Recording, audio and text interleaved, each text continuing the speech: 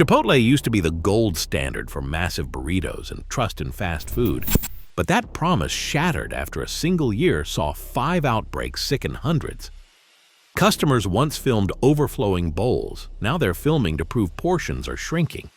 The $6.5 billion mistake wasn't just a misstep in the kitchen. It exposed how fragile loyalty can become when a brand breaks its word. So how did everything change so quickly? Steve Ells opened the first Chipotle in 1993 with a simple idea: serve food that felt generous, honest, and fresh. The early slogan, "Food with Integrity," wasn't just marketing, it was a promise, and it showed up in every detail. Customers lined up for burritos so packed they could barely be folded, bowls overflowing with rice, beans, and guacamole. Friends joked about burrito vaults, meals so heavy they felt like a dare, not a lunch. In the 2000s, a bowl or burrito cost about $8 or $9, a price that seemed almost too good for the size and quality. College students, office workers, and families made Chipotle a ritual, drawn by the sense that here, finally, was a place where you got more than you paid for. The company's growth was explosive. By the early 2010s, Chipotle had gone from a handful of Denver stores to over 1,000 locations nationwide. McDonald's, once a major investor, cashed out in 2006 after helping fund the chain's early expansion. But even as the brand scaled, Ells insisted that abundance was non-negotiable. Portions stayed huge, ingredients stayed simple, and the assembly line made every order customizable. The counter workers, trained to scoop with a generous hand, became legends among regulars. Stories spread of double-meat burritos so big they split the foil.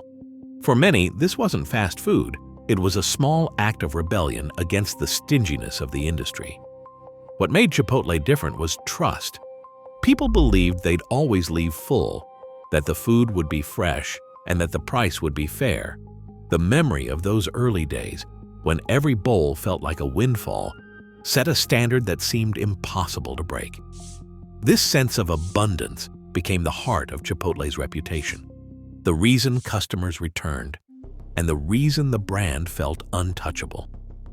In the summer of 2015, a single store in Seattle reported 5 cases of E. coli. That was only the beginning. By August, a norovirus outbreak in Simi Valley, California, left more than 200 people sick. Salmonella struck in Minnesota, linked to tomatoes served at 22 different locations. Fall brought a multi-state E. coli event that forced Chipotle to close 43 restaurants across the West Coast.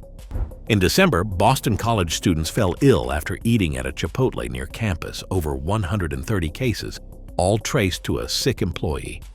By the end of the year, more than 350 people across at least 9 states had been sickened by food from a brand once seen as untouchable. The headlines came in waves. Each new outbreak chipped away at the sense of safety that had drawn crowds for years. Health officials launched investigations. The CDC couldn't find a single source, no tainted batch, no clear pattern, just a chain suddenly exposed as vulnerable, its promise of freshness now a risk. Sales collapsed almost overnight. The company's stock price tumbled by nearly a quarter. Customers vanished, and the brand's reputation for abundance gave way to anxiety. In February 2016, Chipotle took the unprecedented step of closing every restaurant nationwide for several hours. Employees across the country watched a video retraining on food safety protocols, hand washing, temperature checks, new rules about who could prep what and when. Centralized prep and stricter controls became the new normal, with certain ingredients now arriving pre-treated and pre-portioned to reduce the risk of contamination. These changes had a cost. The freedom to improvise, to scoop a little extra, to make every bowl feel like a win, those habits faded under the weight of new rules. Generosity was no longer just a matter of culture, it was bound by protocol. In the rush to restore trust, something fundamental slipped away, and the memory of what Chipotle once promised began to feel like a story from another era. Brian Niccol arrived at Chipotle in 2018 with a reputation for bold turnarounds. At Taco Bell, He'd helped engineer a comeback by pushing digital orders, new menu items, and aggressive marketing.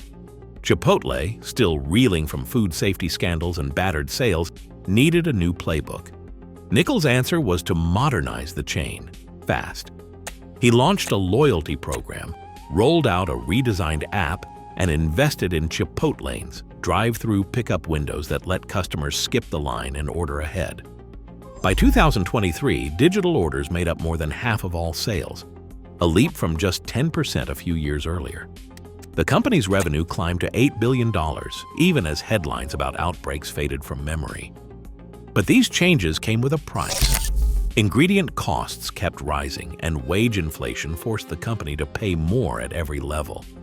To protect margins, Chipotle raised menu prices again, sometimes twice in a single year. A burrito bowl that once cost $8 now pushed $14 in some cities. The app made it easy to order, but it also made it harder for customers to see their food being made. For a brand built on transparency, the new digital-first model created distance. Customers who once watched every scoop now relied on faith that the kitchen would be as generous as it had always been. Inside the company, the pressure to deliver strong numbers was relentless. Wall Street watched every quarter, and executives pointed to digital growth and loyalty signups as proof that Chipotle had bounced back. The loyalty program, launched in 2019, quickly grew to over 30 million members. The app's adoption rates surged, and new Chipotlanes opened at a rapid pace. On paper, the company looked healthier than ever. But beneath the surface, the tension between protecting profits and keeping portions generous was growing. The chain's financial recovery depended on efficiency, standardized recipes, controlled costs, and precise portioning. For some customers, it started to feel like the old spirit of abundance was being quietly traded for margin. That subtle shift set the stage for a backlash no one at Chipotle saw coming. Phones started rolling at the counter. A single TikTok from food reviewer Keith Lee showed a burrito bowl that looked more like a sampler tray, barely a scoop of rice, a thin spread of beans, and chicken scattered like garnish. The video racked up millions of views in hours. Suddenly, every order became a test. Customers filmed their bowls being built, weighed them at home, and posted the results. The hashtag Chipotle scam trended for days. But this wasn't just about social media outrage. Data began to pile up. In early 2024, Wells Fargo analysts ordered 75 identical bowls from 8 Chipotle locations in New York City. The results were staggering. The heaviest digital order weighed nearly twice as much as the lightest, an 87% difference. 10 of the lightest bowls all came from a single store, and every one was a digital order. In-person orders showed their own wild swings, with a 47% variance between the smallest and largest. The median in-person bowl hovered around 21 ounces, but digital orders could dip as low as 13.8 ounces, less than a can of soda. Chipotle's official stance was simple. There's no policy to shortchange anyone. The company blamed the discrepancies on employee variability and customization. But for customers, the numbers told a different story. The sense of being quietly cheated, of paying $14 for a meal that left you hungry, spread faster than any ad campaign could fix. Yelp and Google reviews tanked.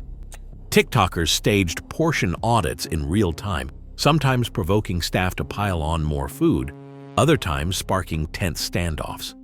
Employees reported harassment and burnout, caught between company rules and viral outrage. On Wall Street, the cost of broken trust was immediate. As complaints surged, Chipotle's food cost ratio jumped to 30.6%, squeezing margins and spooking investors. The company's market value plunged by $6.5 billion at the peak of the backlash. In June, CEO Brian Niccol stepped down. Interim Chief Scott Boatwright promised to restore consistency, but the damage was done. What began with a single viral video had turned into a public audit, measured not just in ounces, but in billions. Today, smartphone cameras and viral posts hold every brand to account in real time. Trust, once lost, is nearly impossible to buy back, no matter the budget.